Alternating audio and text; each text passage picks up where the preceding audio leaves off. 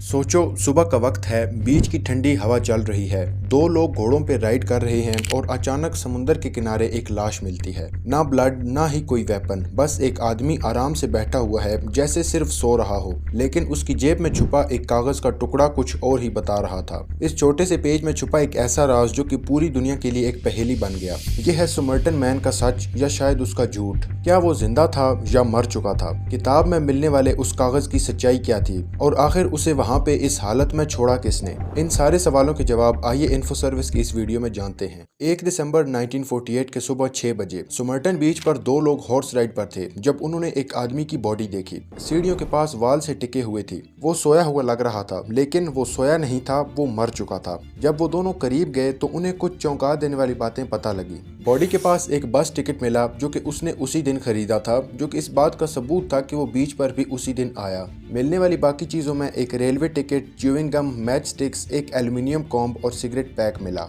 Autopsy में कुछ अजीब चीजें सामने आई, जैसा कि ऑर्गन्स में अनयूजुअल ब्लीडिंग थी, स्प्लीन 3 गुना बड़ा था, लेकिन कोई जहर या पॉइजन नहीं मिला। साइनाइड, बार्बिट्रेट, एल्कोलाइड सब टेस्ट नेगेटिव आए। डेथ को अननेचुरल कहा गया, लेकिन किस वजह से वो अब भी अननोन था। 6 महीने तक लाश को पब्लिक व्यूइंग के लिए रखा गया। कई लोग आए, लेकिन किसी ने उसे नहीं पहचाना। जून में जब इंक्वायरी खत्म हुई, बिना किसी शनाख्त के उसे दफन कर दिया गया, जिसमें उसे बस एक ग्रेव मिली जिस पर लिखा था, here lies the unknown man found on Somerton Beach 1 December 1948। लेकिन अगर लाश का राज सॉल्व नहीं हुआ था तो पुलिस ने क्या किया? पुलिस ने जब इन्वेस्टिगेशन स्टार्ट की तो सबसे पहले मिसिंग पर्संस की रिपोर्ट्स चेक की, लेकिन मैच नहीं मिला। फिंगरप्रिंट्स रिकॉर्ड भी फेल थे। फिर रेलवे स्टेशन के लॉकर में एक सूटकेस मिला जिसमें रहने वाली जरूरी अशिया थी। जब रेलवे हुकाम से पूछा गया कि ये किसका है तो वो भी इससे बेखबर थे।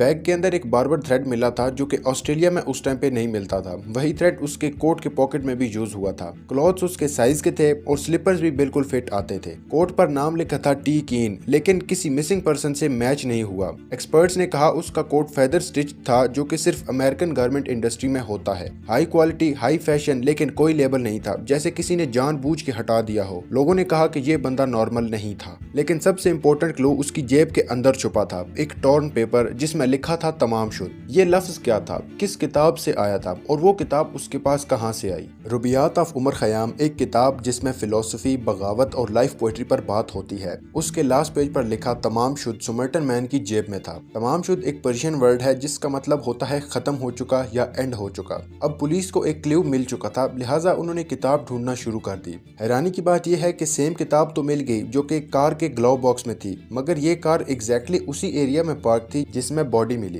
किताब को देखने पर पता चला कि उसका लास्ट पेज मिसिंग था, वही पेज जो कि लाश के पास से मिला था। बुक के अंदर एक सीक्रेट कोड और एक फोन नंबर भी लिखा था। लेकिन रुबैयात तो एक पोएटिक बुक थी, पर्शियन पोएट उमर खयाम की पोएट्री, जिसमें लाइफ, वाइन और डेथ का जिक्र था। और ये किताब 1800s के टाइम में पब्लिश हुई ओरिजिनल किताब थी। और ओरिजिनल किताब का ऐसा हाल तो कोई आम बंदा नहीं कर सकता, मगर इस केस में ये किताब एक मिस्टीरियस सिग्नल थी। और अब सवाल ये था कि आखिर वो फोन नंबर था किसका और क्या वो नंबर इस राज की चाबी था? फोन नंबर बिलोंग करता था टेरेसा पॉवल को, जिसको शुरू में जेसिका कहा गया। उसका शोबा एक नर्स का था, गैलेनिग में रहती थी, बिल्कुल सोमरटन बीच के ऊपर।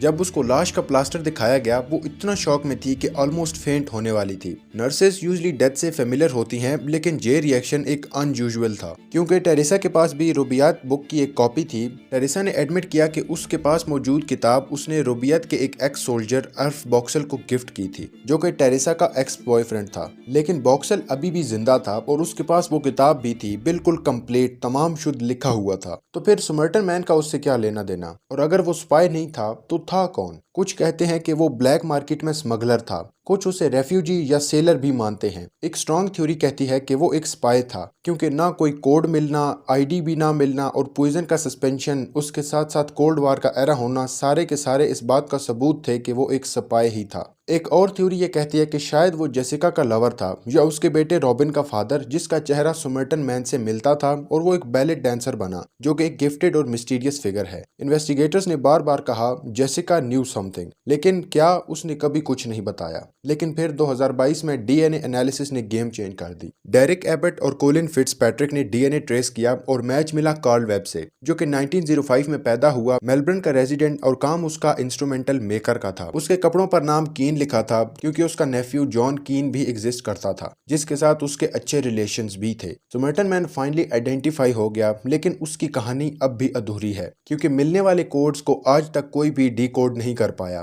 कई इन्वेस्टिगेटर्स ने कोशिश की, लेकिन सारे के सारे नाकाम हो गए। वीडियो कैसी लगी कमेंट सेक्शन में जरूर बताइएगा। Thank you.